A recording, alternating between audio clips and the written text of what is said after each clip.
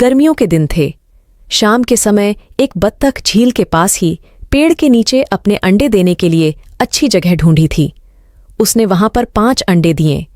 उसने देखा कि उसके 5 अंडों में से एक अंडा सबसे बहुत अलग था, जिसे देखकर वह परेशान रहने लगी। उसने अंडों से बच्चों के बाहर आने तक का इंतजार किया। फिर एक सुबह उसके 4 अंडों में से उसके 4 नन्हे बच्चे बाहर आ गए। वो सभी बहुत सुंदर और प्यारे थे, लेकिन उसके 5वें अंडे से अभी तक बच्चा बाहर नहीं आया था। बत्तख ने सोचा कि यह 5वें अंडे का बच्चा उसका सबसे सुंदर बच्चा होगा, तभी वह बाहर आने में इतना ज्यादा समय ले रहा है। एक सुबह वह 5वां अंडा भी फूट गया। उसमें से एक बदसूरत बत्तख का बच्चा निकला। बत्तख का यह बच्चा अपने बाकी के 4 भाई बहनों से बहुत बड़ा और बदसूरत था। यह देखकर बत्तख माँ बहुत उदास हो गई। उसे उम्मीद थी कि शायद कुछ दिनों बाद वह बदसूरत बत्तख भी अपने भाई बहनों की तरह सुंदर हो जाएगा। कई दिन बीत जाने के बाद भी वह बत्तख बदसूरत ही रहा। बदसूरत होने की वजह से उसके सारे भाई बहन उसका मजाक भी उड़ाते थे और कोई भी उसके साथ नहीं खेलता था। वह बदसूरत बत्तख का बच्चा बहुत उदास रहने लगा। एक दिन झील में अपनी परछाई देखते हुए वह बदसूरत बत्तख का बच्चा सोचने लगा कि अगर उसने अपने परिवार को छोड़ दिया तो वो सारे बहुत खुश हो जाएं। वह किसी दूसरे जंगल में चला जाएगा। यही सोचकर वह किसी घने जंगल में चला गया।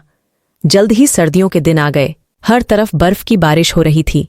बदसूरत बत्तख के बच्चे को ठंड लग रही थी। उसके पास खाने पीने के लिए भी कुछ नहीं था। वहां से वह एक बत्तख के परिवार के पास गया। उन्होंने उसे भगा दिया। फिर वो एक मुर्गी के घर गया। मुर्गी ने भी उसे चोंच मारकर भगा दिया। उसी रास्ते में उसे एक कुत्ते ने देखा, लेकिन कुत्ता भी उसे छोड़कर चला गया।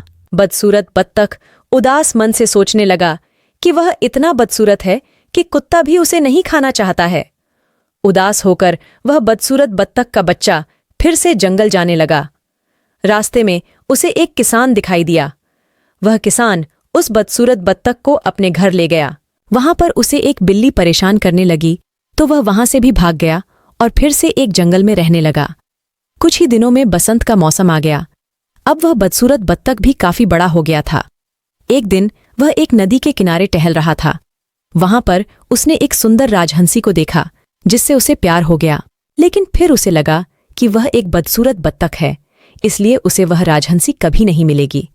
शर्म से उसने अपना सिर झुका लिया। तभी उसने नदी के पानी में अपनी परछाई देखी और वह हैरान हो गया। उसने देखा अब वह बहुत बड़ा हो गया है और एक सुंदर राजहंस में बदल गया है। उसे यह एहसास हो गया कि वह एक हंस है। तभी वह अपने बाकी के बत्तख भाई बहनों से काफी अलग था। जल्द ही उस बदसूरत बत्तख से राजहंस बने उस हंस ने हंसनी से शादी कर ली और दोनों खुशी खुशी रहने लगे। कहानी से सीख: सही समय आने पर हर कोई अपनी सही पहचान कर सकता है।